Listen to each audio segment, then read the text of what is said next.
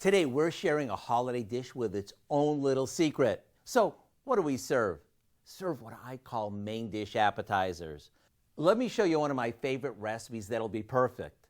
It's stuffed mushrooms that have a secret ingredient. We start by dusting some catfish with seafood seasoning and baking it off.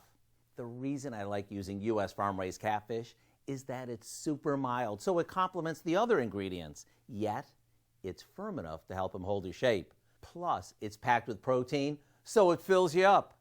Yes, that's the secret ingredient. While that bakes, we beat together cream cheese, mayo, scallions, some panko breadcrumbs, Worcestershire sauce, Swiss cheese, and a few spices. After the catfish has cooled, we flake it and fold it into our cheesy mixture. This is what turns regular stuffed mushrooms into a main dish appetizer.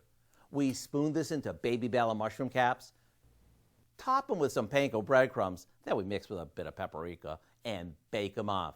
The minute you set these out, everyone will be headed to the table. With these, you'll be known as the host or hostess with the mostest. To get the recipe for our secret ingredient stuffed mushrooms, simply visit our website.